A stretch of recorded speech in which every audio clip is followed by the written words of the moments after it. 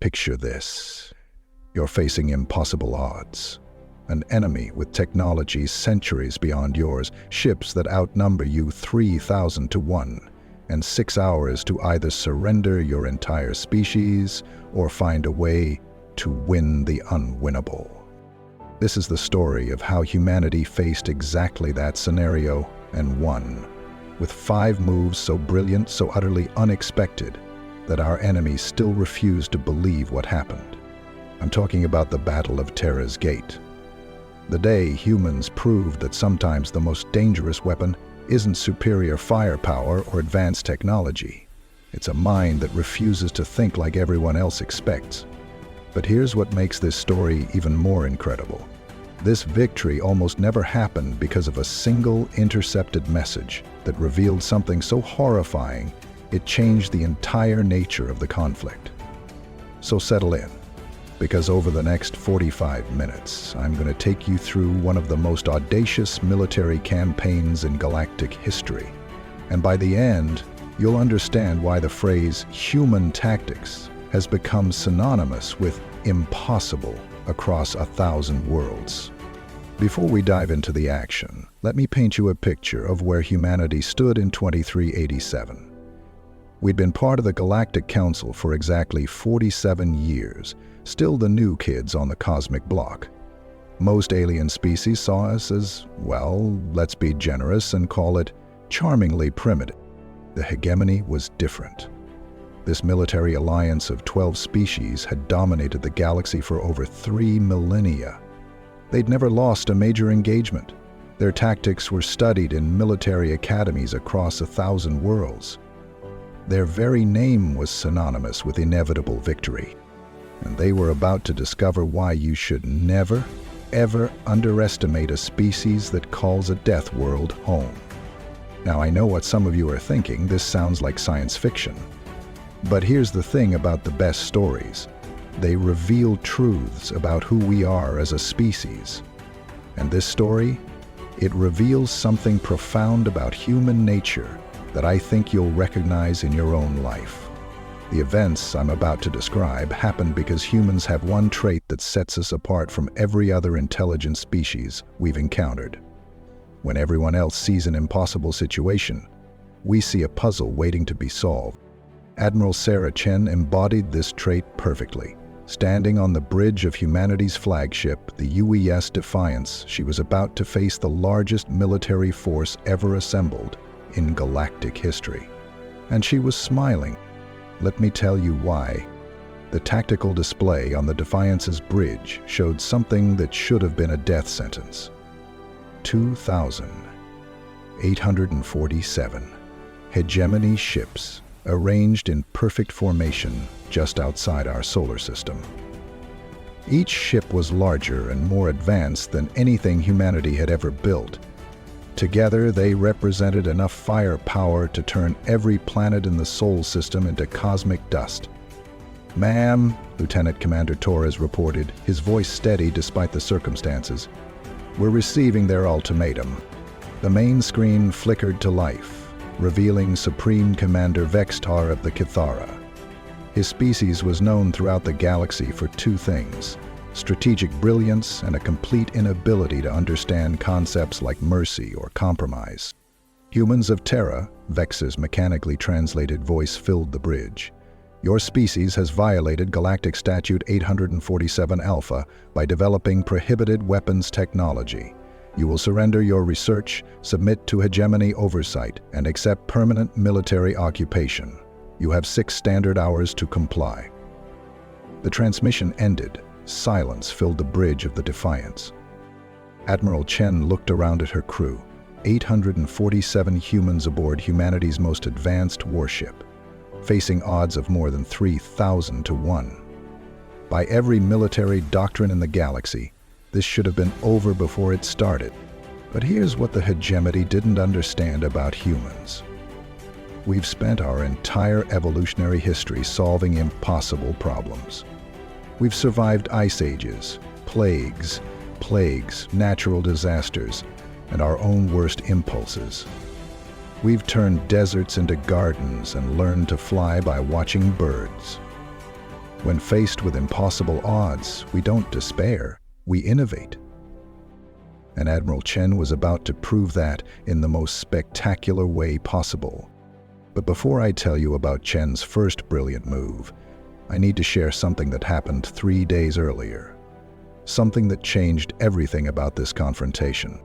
Dr. Elena Vasquez was working late in her xenolinguistics lab. You know how it is.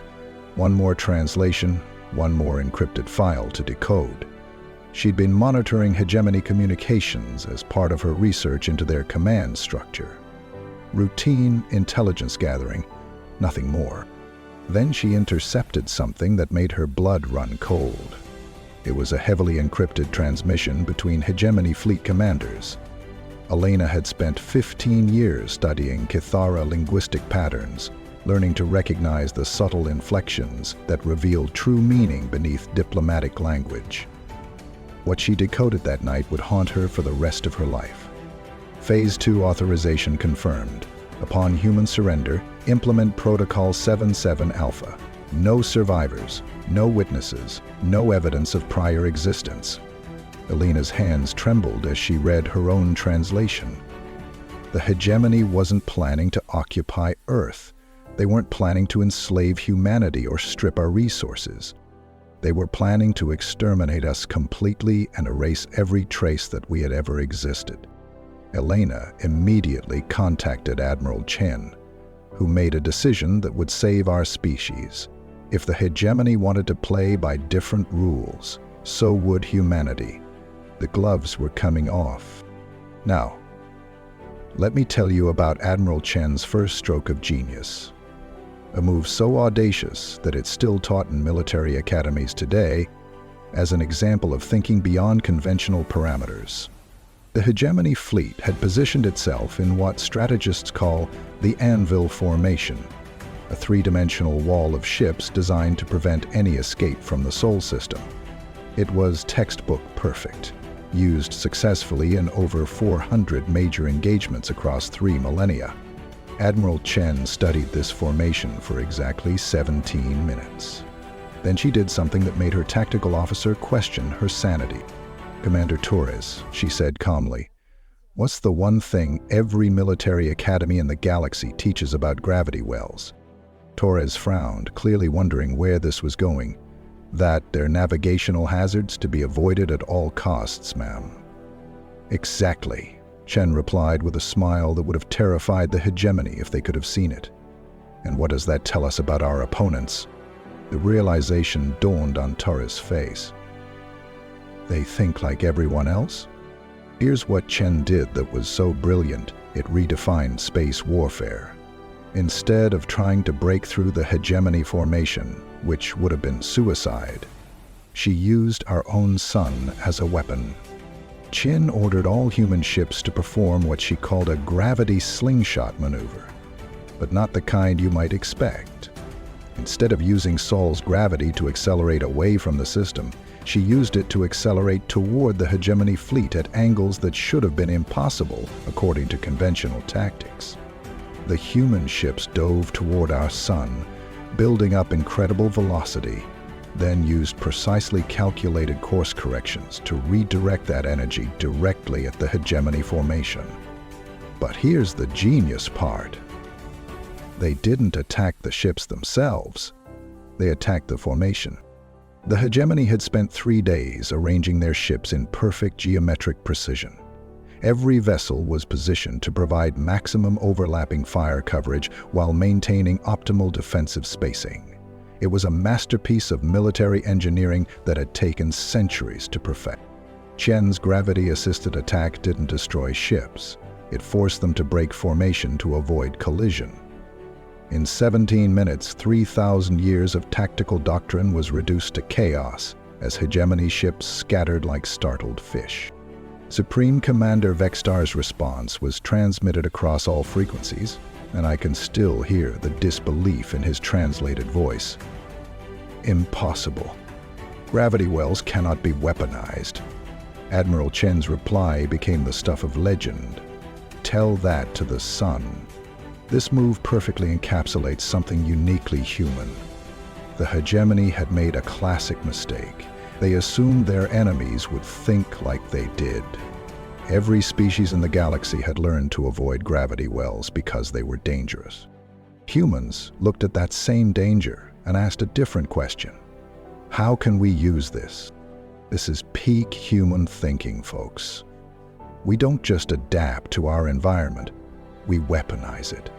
We took something that everyone else feared and turned it into our greatest advantage. But Chen was just getting started. With their perfect formation shattered, the hegemony fleet was trying to regroup. Supreme Commander Vexstar was issuing orders across multiple communication channels, attempting to restore order to his scattered armada. This is where Dr. Elena Vasquez's discovery becomes absolutely crucial to our story. Remember that intercepted message about Protocol 77 Alpha? Elena hadn't just decoded one transmission. She'd been systematically breaking hegemony encryption for weeks. And what she'd learned about their communication protocols was about to become humanity's secret weapon. Here's where Chen's second brilliant move comes into play. Instead of trying to jam hegemony communications, which would have been expected and easily countered, she did something unprecedented in the history of galactic warfare. She hijacked them. Using Elena's linguistic expertise and her deep understanding of hegemony command structure, Chen's team didn't just intercept enemy communications, they began inserting false orders into their network. But not random chaos. This was surgical, psychological warfare, designed to exploit specific weaknesses in hegemony military doctrine. The human team sent orders that sounded perfectly legitimate but contained subtle contradictions. Ships were told to maintain formation while simultaneously being ordered to pursue individual targets. Commanders received authorization codes that were technically valid, but for completely different operations. Here's what made this so devastatingly effective. The hegemony had never encountered an enemy that could perfectly mimic their communication protocols.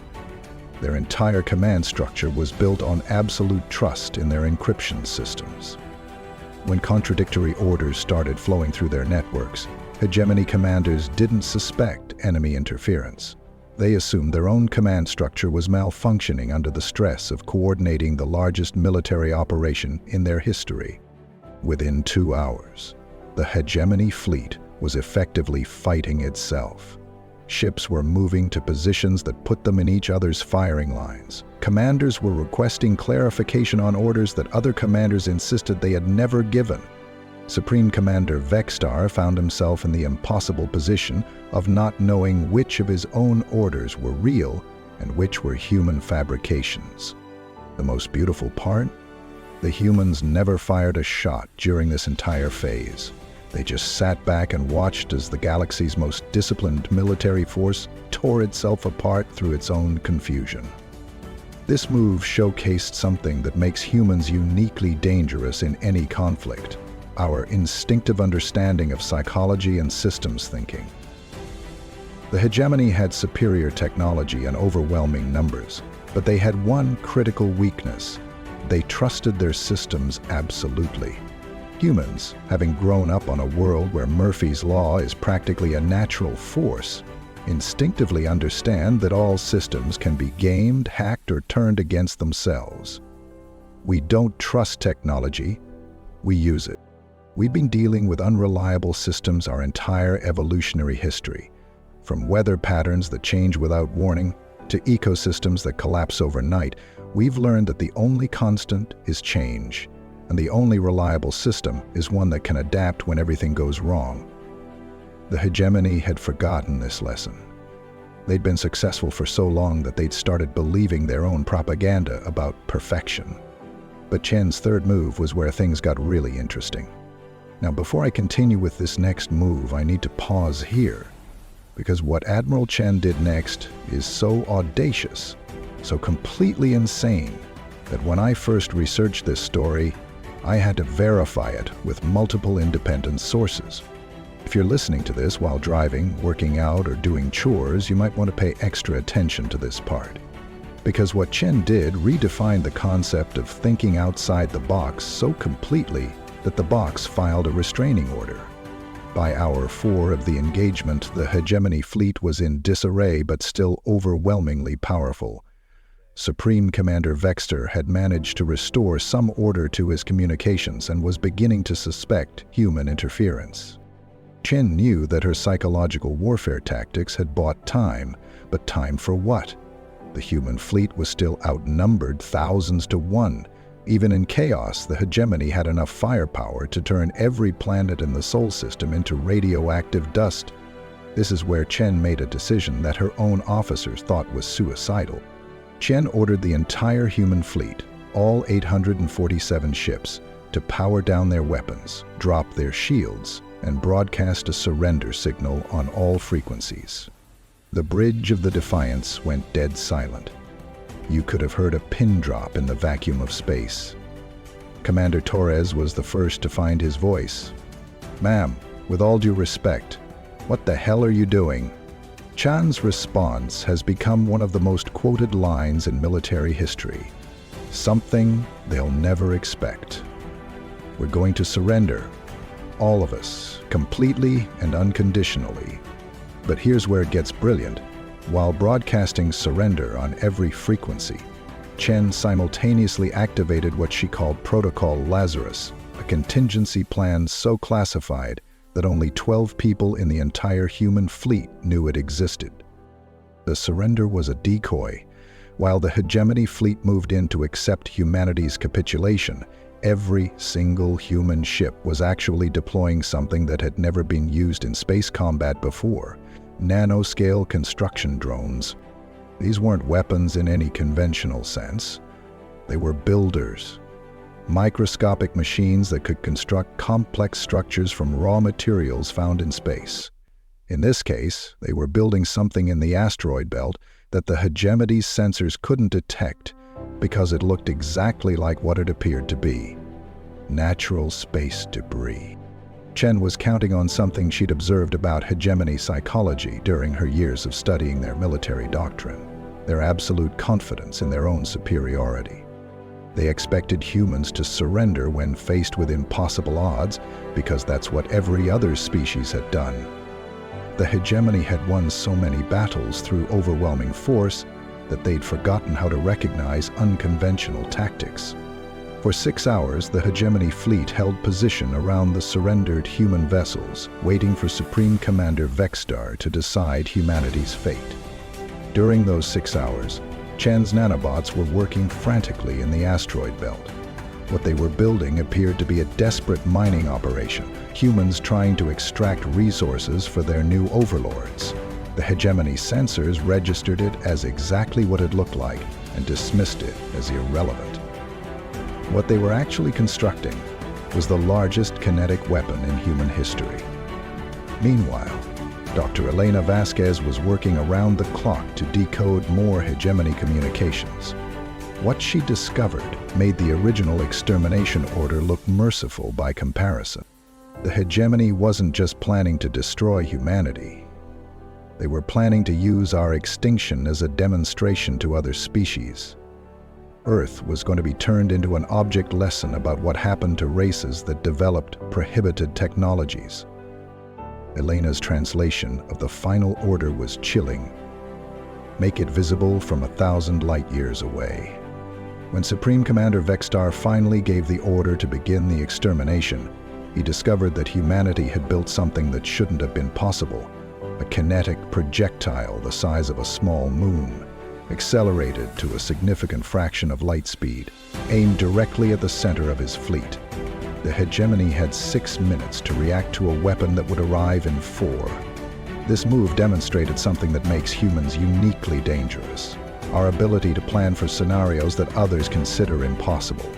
Chen didn't just prepare for victory, she prepared to turn defeat into victory.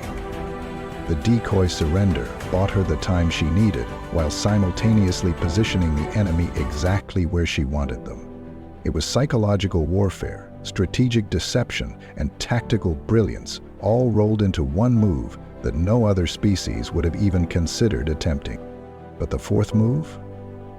That's where Chen proved that humans don't just think outside the box. Sometimes we rewrite the laws of physics themselves. The hegemony fleet had 4 minutes to avoid a kinetic projectile that would devastate their formation. Supreme Commander Vexstar did exactly what any competent military commander would do. He ordered an immediate fleet-wide scatter pattern to minimize casualties. This was the correct tactical response according to every military manual in the galaxy. It was also exactly what Admiral Chen was counting on. Here's where Chen's fourth brilliant move comes into play, and it's so audacious that it borders on science fiction. As the hegemony fleet scattered to avoid the kinetic projectile, Chen activated something that the hegemony had declared impossible: a localized temporal distortion field. Now, before you think this sounds too far-fetched, remember that humans had been developing prohibited technologies that the hegemony had banned because they considered them too dangerous for any species to possess. Time manipulation was at the very top of that list. Chen didn't travel through time. That would have created paradoxes that could unravel causality itself. Instead, she created a field that altered the rate at which time passed in a specific region of space.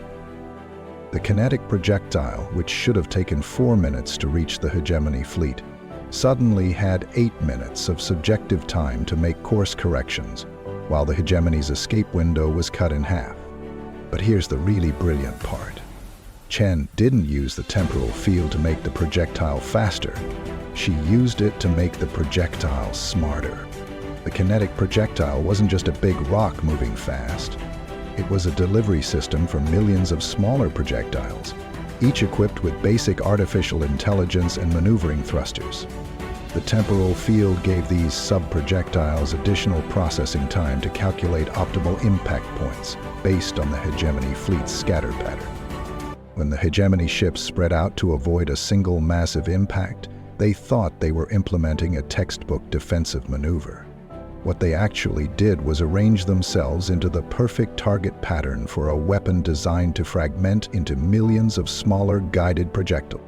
Chen was exploiting a fundamental assumption in hegemony military doctrine, that time flows at the same rate for everyone in a battle.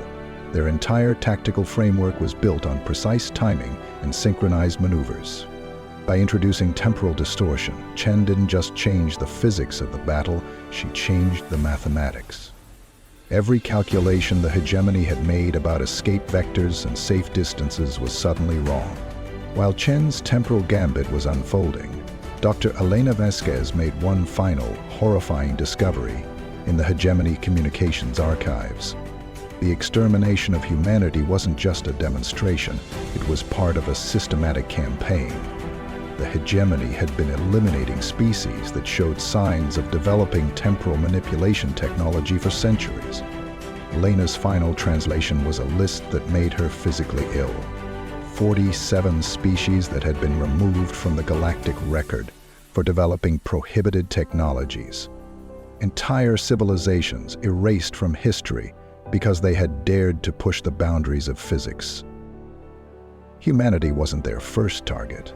We were just their latest target in a campaign of genocide that had been going on for over 1,000 years. The temporal field worked exactly as Chen had planned. The hegemony fleet, scattered across a massive volume of space to avoid a single impact, found themselves facing millions of smaller impacts that had been precisely calculated to target their new positions. But Chen wasn't trying to destroy the hegemony fleet. She was trying to disable it. The sub-projectiles were designed to target engines and weapon systems, not life support or command centers. In 17 minutes, the most powerful military force in galactic history was reduced to a collection of drifting, powerless hulks. Supreme Commander Vexstar's final transmission before his ship lost power was a single word that summed up 3 millennia of military doctrine being overturned. Impossible. This move showcased humanity's greatest strength, our refusal to accept that anything is truly impossible. The hegemony had banned temporal manipulation because they considered it too dangerous to develop. Humans developed it anyway because we needed it. Chen didn't just use prohibited technology, she used it in a way that turned the enemy's own tactical doctrine against them. The hegemony's perfectly logical response to the kinetic threat became the very thing that made them vulnerable to the temporal attack. But the fifth and final move? That's where Chen proved that the most dangerous human weapon isn't our technology or our tactics. It's our capacity for mercy. The hegemony fleet was disabled. Nearly 3,000 ships drifted powerless in the cold vacuum of space, their crews alive but helpless. By every rule of warfare in galactic history, Admiral Chen had won a complete and total victory. This was the moment when every other species would have pressed their advantage. The hegemony had come to commit genocide. The logical response was to return the favor. An eye for an eye, as we humans sometimes say. Chen did something that no one expected, including her own crew. Instead of destroying the helpless hegemony ships, Chen ordered the human fleet to begin immediate rescue operations. Every disabled vessel received emergency power, life support assistance, and medical aid. Commander Torres was incredulous. "Ma'am, they came here to exterminate us. Our entire species. Why are we helping them?" Chen's response became one of the most quoted statements in military history, because that's what makes us human. But this wasn't just compassion, it was strategy. Chen understood something about galactic politics that the hegemony had forgotten in their millennia of dominance. Power isn't just about who you can destroy, it's about who you choose not to destroy. The hegemony had built their empire on fear. Every species in the galaxy obeyed them because they knew the consequences of resistance. But fear-based power has a critical weakness. It only works as long as you're the strongest force in the room. By showing mercy to a defeated enemy, Chen wasn't just demonstrating human compassion, she was demonstrating human strength. Only someone completely confident in their victory could afford to be merciful. Here's where Chen's fifth move becomes truly brilliant. While her ships were rescuing hegemony crews, she was simultaneously broadcasting everything on open galactic frequencies. Every species in the galaxy was watching as humans, the primitive newcomers who had been part of galactic civilization for less than 50 years, not only defeated the mighty hegemony, but then saved their lives. The message was unmistakable. Humans were powerful enough to win, but civilized enough to show mercy. In one move, Chen had positioned humanity as both a military force to be respected and a moral authority to be trusted. This was the moment Dr. Elena Vasquez chose to reveal her discoveries about the hegemony's genocide campaign. Broadcasting on the same frequencies that were showing the rescue operations, Elena presented evidence of 47 extinct civilizations. The galaxy learned that the hegemony hadn't just been maintaining order, they had been systematically eliminating any species that might eventually challenge their dominance. The prohibited technologies weren't banned because they were dangerous to develop. They were banned because they represented evolution beyond hegemony control. Elena's final broadcast was devastating in its simplicity. The hegemony didn't come to arrest criminals. They came to prevent competition. The reaction was immediate and overwhelming. Within hours of Elena's broadcast, 17 hegemony member species declared independence. Within days, 43 more species formally requested human protection. Within weeks, the hegemony as a political entity had ceased to exist. Supreme Commander Vexstar, rescued from his disabled flagship and receiving medical treatment aboard a human vessel, made a statement that shocked the galaxy. "We came to destroy monsters and discovered we were the monsters ourselves." Chen's Mercy Gambit didn't just win a battle, it won the peace. The former hegemony species didn't become human enemies seeking revenge. They became human allies seeking redemption. The Galactic Council was reformed with humans holding a permanent seat. The prohibited technologies list was abolished, and most importantly, a new principle was established in galactic law. Technological advancement was a right, not a privilege to be granted by the powerful. This final move demonstrated something uniquely human. Our understanding that true victory isn't about defeating your enemies, it's about turning your enemies into friends. Chen could have destroyed the hegemony fleet and ruled the galaxy through fear, just as the hegemony had done for 3 millennia. Instead, she chose to rule through respect, creating a more stable and lasting peace than any military victory could have achieved. The Battle of Terra's Gate lasted 18 hours and changed the galaxy forever. Admiral Chen's 5 brilliant moves didn't just save humanity. They redefined what it meant to be a galactic power. Let me recap what made each move so uniquely human. The Gravity Well Gambit showed that humans could weaponize anything, even the fundamental forces of physics themselves. We looked at something everyone else feared and asked, how can we use this? The communication chaos proved that we could turn an enemy's greatest strength, their perfect systems, into their greatest weakness. We understood that no system is perfect because we've never lived with perfect systems. The Decoy Gambit demonstrated our ability to plan for impossible scenarios and turn defeat into victory. We prepared for the worst while hoping for the best. The Temporal Paradox revealed our refusal to accept limitations imposed by others. When told something was prohibited, we asked, prohibited by whom? And the Mercy Gambit established our commitment to building rather than just conquering. We understood that the strongest position is one where your former enemies become your allies. But here's what really made these moves brilliant. They weren't just military tactics. They were expressions of human nature. We used gravity wells because we're used to living with dangerous forces. We've been doing it our entire evolutionary history. We hacked communications because we don't trust systems. We've learned that everything breaks eventually. We built decoys because we're natural storytellers. We understand the power of narrative. We manipulated time because we refuse to accept impossible. We've been proving experts wrong for millennia. And we showed mercy because, despite everything, we believe in redemption. We believe people can change. The hegemony made the same mistake that countless opponents have made throughout human history. They assumed we would think like they did. They prepared for a conventional battle against a conventional enemy.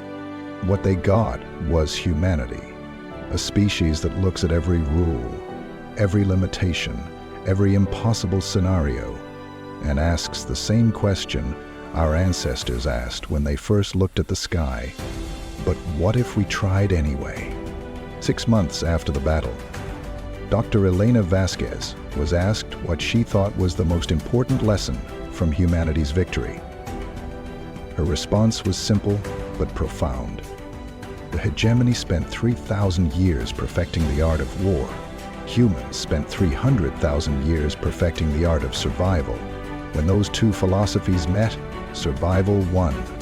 If this story resonated with you, if it reminded you why human ingenuity and determination are forces to be reckoned with, I'd love to hear from you.